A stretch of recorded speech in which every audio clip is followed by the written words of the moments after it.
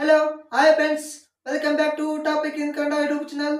ನಾ ಇವತ್ತು ಅದ್ರ ಬಗ್ಗೆ ತಿಳಿಸ್ಕೊಡೋದಪ್ಪ ಅಂತಂದ್ರೆ ಮನೆ ಇಲ್ಲದವರಿಗೆ ಒಂದು ಗುಡ್ ನ್ಯೂಸ್ ಅಂತಾನೆ ಹೇಳ್ಬೋದು. ಯಾಕಪ್ಪ ಅಂತಂದ್ರೆ ಅಂತ ಕುಟುಂಬಗಳಿಗೆ ಸರ್ಕಾರವೇ ನೀಡುತ್ತಿದೆ ಒಂದು ಉಚಿತ ಮನೆ. ಹಾಗಾದ್ರೆ ಆ ಉಚಿತ ಮನೆ ನೀಡುವಂತ ಯೋಜನೆ ಯಾವ್ದಪ್ಪ ಅಂತಂದ್ರ ರಾಜೀವ್ ಗಾಂಧಿ ವಸತಿ ಯೋಜನೆ ಅಂತೇಳಿ.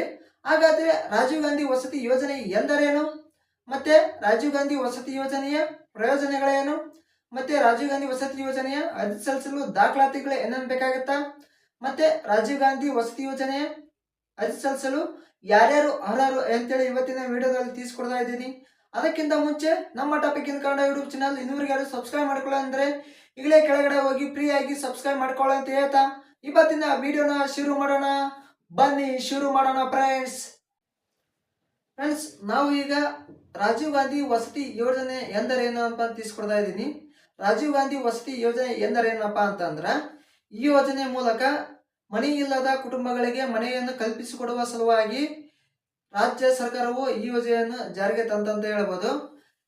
ಮತ್ತೆ ಈ ಯೋಜನೆಯ ಪ್ರಯೋಜನಗಳು ಏನೇನಪ್ಪ ಅಂತಂದ್ರ ಈ ಯೋಜನೆಯ ಮೂಲಕ ಆರ್ಥಿಕವಾಗಿ ಹಿಂದುಳಿದ ಕುಟುಂಬಗಳಿಗೆ ಉಚಿತ ಮನೆಗಳನ್ನು ನಿರ್ಮಾಣ ಮಾಡಲು ಅವಕಾಶ ನೀಡುತ್ತೆ ಅಂತ ಹೇಳ್ಬೋದು. ಯಾಕಪ್ಪ ಒಂದು ವೇಳೆ ನೀವೇನಾದ್ರೂ ಇಂಥ ಕುಟುಂಬಗಳಿಗೆ ಒಳಪಡುವಂತಿದ್ದರೆ ಈ ರಾಜೀವ್ ಗಾಂಧಿ ವಸತಿ ಯೋಜನೆ ಮೂಲಕ ಸೌಲಭ್ಯ ಪಡೆದುಕೊಳ್ಳಬಹುದು. ಇದು ಅಷ್ಟಲ್ಲದೆ ಕೇಂದ್ರ ಸರ್ಕಾರವು ಇದಕ್ಕೆ ಅನುದಾನ ಕೊಡುತ್ತಾ, ಮತ್ತೆ ರಾಜ್ಯ ಸರ್ಕಾರವು ಇದಕ್ಕೆ ಅನುದಾನ ಕೊಡಲಾಗುತ್ತದೆ. ಮತ್ತೆ ಅರ್ಜಿ ಸಲ್ಲಿಸಲು ದಾಖಲಾತಿಗಳು ಏನೇನು ಬೇಕಾಗುತ್ತಪ್ಪ ಅಂತಂದ್ರ ನಿಮ್ಮ ಹತ್ರ ರೇಷನ್ ಕಾರ್ಡ್ ಇರಬೇಕಾಗತ್ತಾ, ಮತ್ತೆ ಆಧಾರ್ ಕಾರ್ಡ್ ಇರಬೇಕಾಗತ್ತಾ, ಮತ್ತೆ ಜಾತಿ ಆದಾಯ ಇರಬೇಕಾಗತ್ತಾ, ಮತ್ತೆ ಬ್ಯಾಂಕ್ ಪಾಸ್ಬುಕ್ ಜೆರಾಕ್ಸ್ ಬೇಕಾಗುತ್ತಾ, ಮತ್ತೆ ವಸತಿ ವಿವರಗಳು ಬೇಕಾಗುತ್ತಾ, ಮತ್ತೆ ನಿಮ್ಮ ಬ್ಯಾಂಕ್ ಅಕೌಂಟ್ಗೆ NPS ಲಿಂಕ್ ಆಗಿರ್ಬೇಕಾಗತ್ತಾ, ಮತ್ತೆ ನಿಮ್ಮ ಆಧಾರ್ ಕಾರ್ಡ್ಗೆ ಮೊಬೈಲ್ ನಂಬರ್ ಕಡ್ಡಾಯವಾಗಿ ಲಿಂಕ್ ಇರಬೇಕಾಗತ್ತಾ. ಇಷ್ಟೆಲ್ಲ ನೀವು ದಾಖಲಾತಿಗಳನ್ನು ಹೊಂದಿರಬೇಕಾಗತ್ತಾ.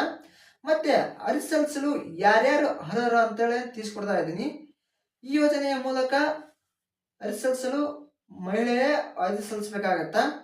ಮತ್ತೆ ಈ ಅರ್ಜಿ ಸಲ್ಲಿಸಲು ವಾರ್ಷಿಕ ಆದಾಯ ಎಷ್ಟು ಇರಬೇಕಪ್ಪ ಅಂತ ಅವರಿಗೆ 32,000 ರೂಪಾಯಿಗಿಂತ ಕೆಳಗಡೆ ಇರಬೇಕಾಗತ್ತಾ. ಈ ಯೋಜನೆಯನ್ನು ಮನೆ ಇಲ್ಲದ ಜನರು ಮಾತ್ರ ಈ ಯೋಜನೆಗೆ ಅರ್ಹರಾಗಿರ್ತಾರೆ. ನೀವು ಅರ್ಜಿ ಸಲ್ಲಿಸುವ ಹೆಸರಲ್ಲಿ ಒಂದು ಖಾಲಿ ಸೈಟ್ ಇರಬೇಕಾಗತ್ತಾ, ಮತ್ತೆ ಅವರ ಹೆಸರಲ್ಲಿ ಖಾತೆ ಹೊಂದಿರಬೇಕಾಗತ್ತಾ. ಮತ್ತೆ ನೀವು ಹಿಂದಿ ಏನಾದರೂ ಈ ಯೋಜನೆಗೆ ಅರ್ಜಿ ಸಲ್ಲಿಸಿ ಲಾಭ ಪಡ್ಕೊಂಡಿದ್ರಪ್ಪ ಅಂತಂದ್ರ ಅಂತ ಅಭ್ಯರ್ಥಿಗಳು ಈ ಯೋಜನೆಗೆ ಅರ್ಹರು ಆಗಿರೋದಿಲ್ಲ. ಇಷ್ಟೆಲ್ಲ ಅರ್ಹತೆಗಳನ್ನು ಹೊಂದಿರಬೇಕಾಗತ್ತಾ. ಮತ್ತೆ ನೀವು ಇಷ್ಟೆಲ್ಲ ದಾಖಲಾತಿಗಳು ಮತ್ತೆ ಇಷ್ಟೆಲ್ಲ ಅರ್ಹತೆಗಳು ಹೊಂದಿದ್ರಪ್ಪ ಅಂತಂದ್ರ ನಿಮ್ಮ ಕನಸಿನ ಮನೆ ನನಸು ಮಾಡಿಕೊಳ್ಳೋದು ಒಂದು ಒಳ್ಳೆಯ ಅವಕಾಶ ಅಂತ ಹೇಳ್ಬೋದು. ಫ್ರೆಂಡ್ಸ್, ಇವತ್ತಿನ ವಿಡಿಯೋ ಇಷ್ಟ ಆಗಿತ್ತು ಫ್ರೆಂಡ್ಸ್. ಈ ವಿಡಿಯೋ ಇಷ್ಟ ಆಯ್ತಾ ನಿಮ್ಮ ಫ್ರೆಂಡ್ಸ್ಗಳಿಗೆ ಶೇರ್ ಮಾಡ್ಕೊಳ್ಳಿ ಅಂತ ಹೇಳ್ತಾ ಮುಂದಿನ ವಿಡಿಯೋದಲ್ಲಿ ಭೇಟಿಯಾಗೋಣ.